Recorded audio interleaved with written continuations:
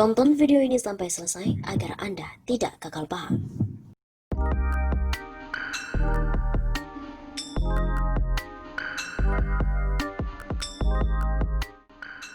Gerak cepat, gara-gara Ma'ruf Amin, kakek ini langsung dipenjara 16 bulan. Kok bisa? Nasib sebar info Wakil Presiden Ma'ruf Amin positif corona, seorang kakek-kakek malah dipenjara 16 bulan. Sang kakek ini adalah I Gusti Ngurah Hartaswara. Lelaki berusia 54 tahun itu divonis selama 16 bulan karena menyebarkan informasi bohong pada akun Facebooknya.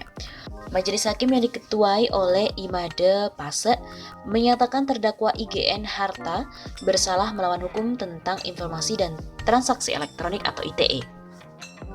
Menjatuhkan pidana penjara kepada terdakwa selama 1 tahun 4 bulan penjara. Ketok palu hakim pada hari Kamis 24 September kemarin.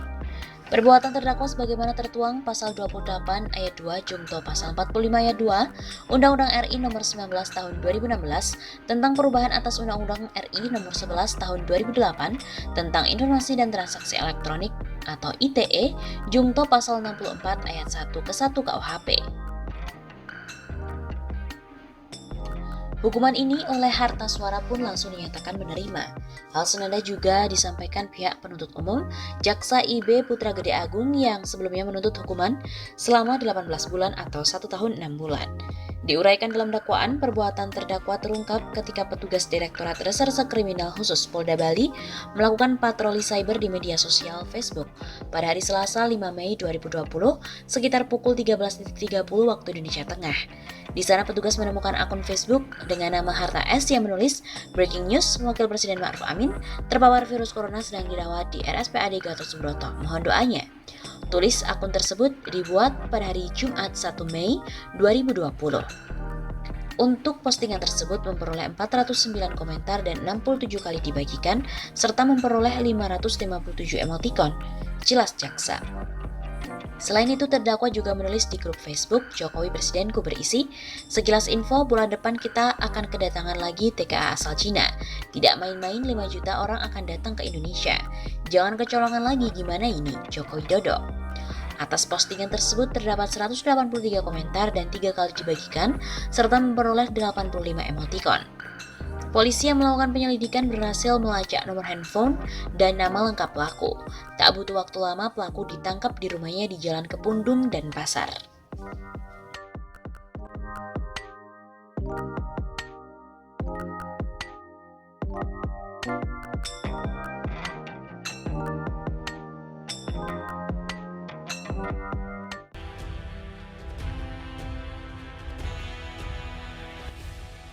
Korban Corona Indonesia melebihi Cina, PKS desak pemerintah segera mengevaluasi penanganannya.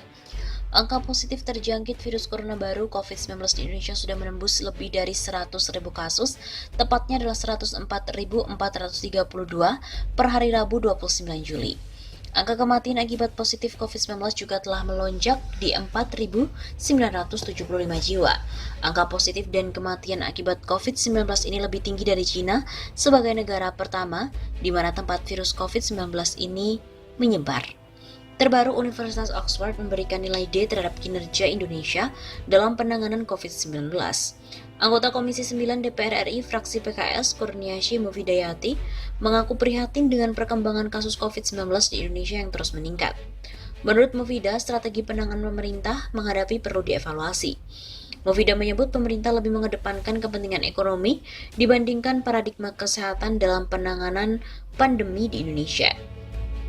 Mulai dari Perpu Penanganan Corona, kampanye New Normal yang kemudian diakui salah oleh pemerintah, dan terakhir pembentukan Komite Penanganan COVID-19 yang lebih berdimensi ekonomi dan menjadikan Satgas Penanganan COVID-19 hanya bagian subordinat saja dalam perumusan kebijakan. Papar Mufida dalam keterangannya di Jakarta pada hari Rabu 29 Juli. Mufida juga menjelaskan kebijakan yang menitik beratkan ekonomi dalam penanganan COVID-19 saat ini terbukti justru menjadikan perkantoran, pusat perdagangan, dan pasar menjadi penyebaran klaster terbaru. Berdasarkan data Satgas Percepatan Penanganan COVID-19 per 25 Juli, di DKI Jakarta saja terdapat 68 klaster perkantoran dengan 440 kasus positif dan 107 klaster pasar rakyat dengan 547 kasus.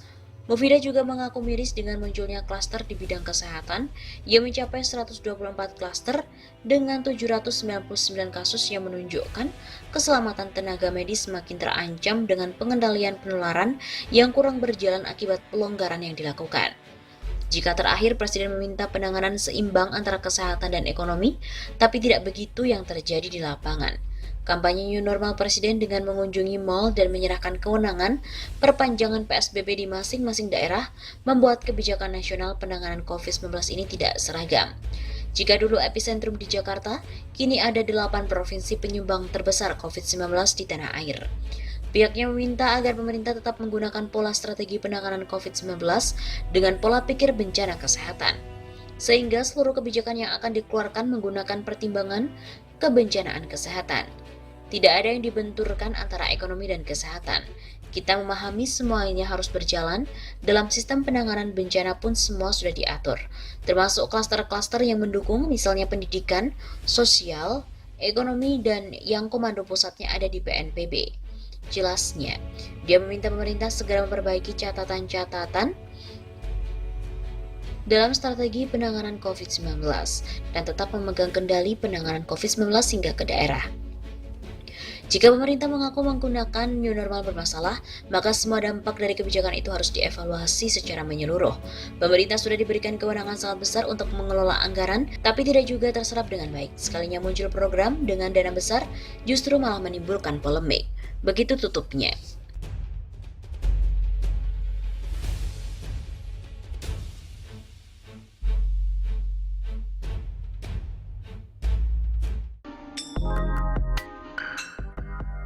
Indonesia jadi kelinci percobaan Cina. Presiden Jokowi dan menterinya harus divaksin terlebih dahulu dari Cina itu. Vaksin untuk proses penyembuhan infeksi virus corona baru COVID-19 yang dibuat oleh Sinovac Biotech, perusahaan dari Cina, akan mulai dilakukan uji klinis tahap ketiga di Indonesia.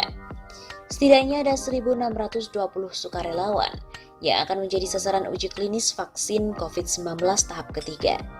Dalam pelaksanaannya, pemerintah bekerja sama dengan Badan Usaha Milik Negara atau BUMN, PT Bio Farma Persero, dan juga Universitas Negeri Pajajaran Bandung. Aktivis dari Eksponen Gerakan Mahasiswa 98, Haris Ruslimoti, mengusulkan vaksin yang didatangkan dari Cina itu seharusnya diuji cobakan terlebih dahulu kepada Presiden Joko Widodo, para Menteri Koordinator, Menteri BUMN, dan juga seluruh kepala daerah.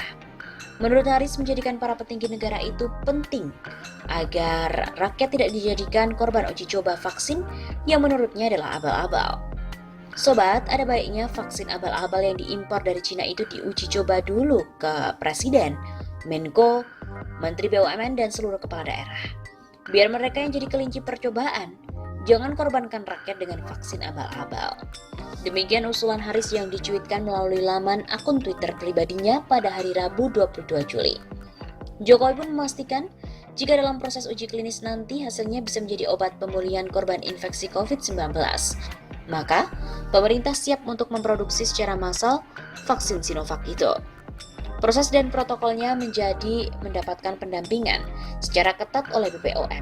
Apabila berhasil, BUMN Bio Farma siap memproduksi vaksin ini dengan kapasitas 100 juta dosis per tahun. Demikian kata Joko Widodo. Sebagai informasi, vaksin Sinovac ini sudah tiba di Indonesia pada hari Minggu lalu, yaitu pada tanggal 19 Juli.